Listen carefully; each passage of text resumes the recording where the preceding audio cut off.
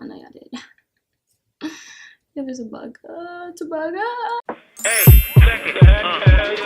put the place up. Put my face up.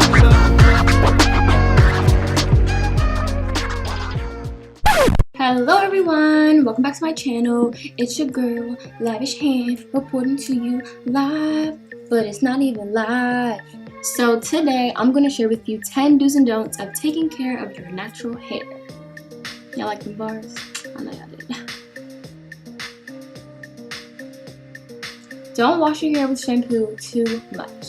Yes, that sounds very dirty, but when you wash your hair with shampoo more than like once a month, then it's taking away all those natural oils that you need in your scalp. And if your scalp is dry, then your hair is going to itch and you're going to think that you have to wash your hair some more, but guess what, sis?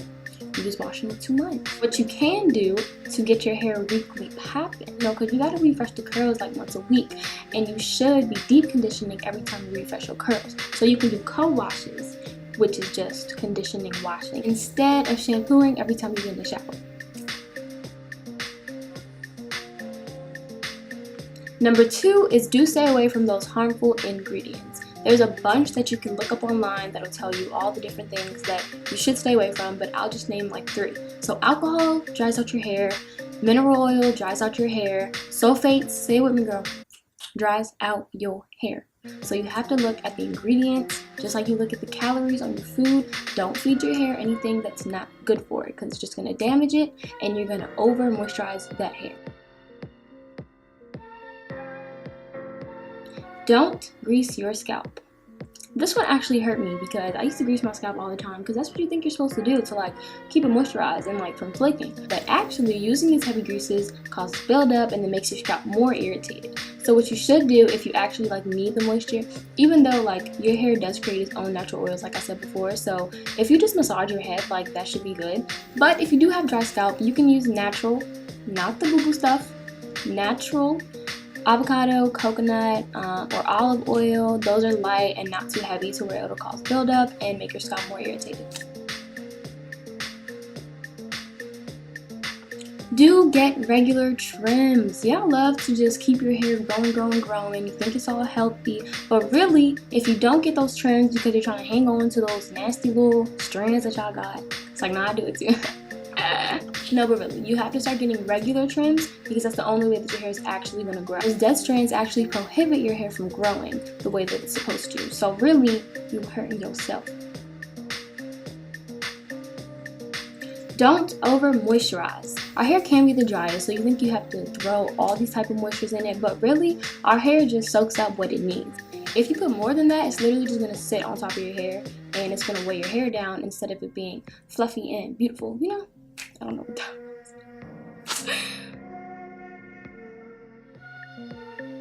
was. So this one is really going to hurt you beautiful queens because we know we love our Marley twists and our box braids, but we have to actually avoid them sometimes, even though they do our hair justice. And I know this because it gives your hair a break, you don't have to do it, it's letting it grow. But if you do it too often and you know how they do it way too tight, it's pulling on your hair, making it cause more breakage and more strands to be thin instead of thick and luscious when you take your hair out. So try to avoid doing them too tight or too often, or just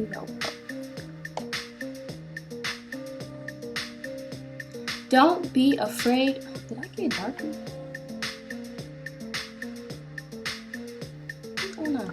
Okay, sorry about the lighting change. I don't know what's going on with the sun right now, but we're gonna work with it, okay? Don't be afraid of hair dye.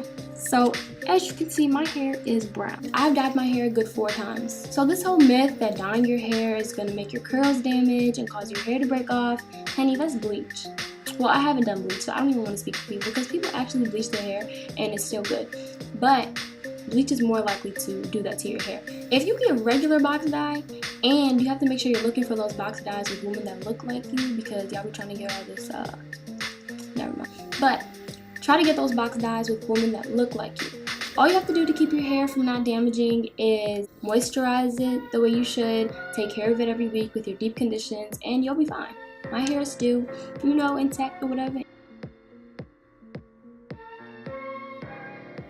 Do detangle on wash day. I keep seeing videos where people just like finger detangle their hair on wash day and stuff. Like, no, you need to use a comb and a paddle brush, because if you're leaving all those knots in your hair when you actually have to detangle it, if you're like blow drying it or something, then it's going to pull out way more hair than it needs to. So the only way to really get those curls popping is to actually detangle.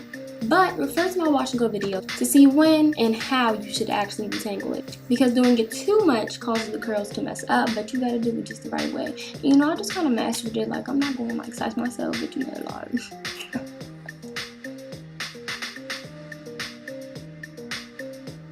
don't let everyone touch your curls. We all know we become a museum attraction. Everyone's like, ooh, it's so coily, it's so bouncy, ooh, yeah. No, but really, like, when people put their hands in your hair, just like when you mess with your own hair, you notice how it starts to frizz up so easily after you just spent 75 hours doing that wash and go. So you have to just start saying no. And last but not least, actually the most important thing, like, do the pineapple method. I know that, like, hold on, my nose itch. That sounded really basic, but like, people seriously do it all the way wrong. Like I said in my wash and go video, you have to do it when it's not too dry and not too wet, because they both have consequences. You gotta do it when it's just right, and you can figure that out just by trial and error, you know. You have to use a loose scrunchie, like so, one of these joints, and also you gotta get those silk materials, silk bonnet, silk pillowcase. Maybe not both, but you know, if the silk bonnet comes off and you want a cotton pillowcase, then what you gonna do? The cotton is just gonna mess up the curls, but silk keeps everything so wonderful. You can buy Samino's silk hoodie if you know what I'm talking about. You a real one. Thank you guys for watching this video. I hope you enjoyed these tips. I hope you use them, and everything will be great for those curls. Don't forget to like and subscribe. Watch my other videos. I know I'm a little late with this video, but you know, college is over. I'm back home. Edges still slay. We'll be back bi-weekly for real this time. For real, for real. Allow me to reintroduce myself. My name is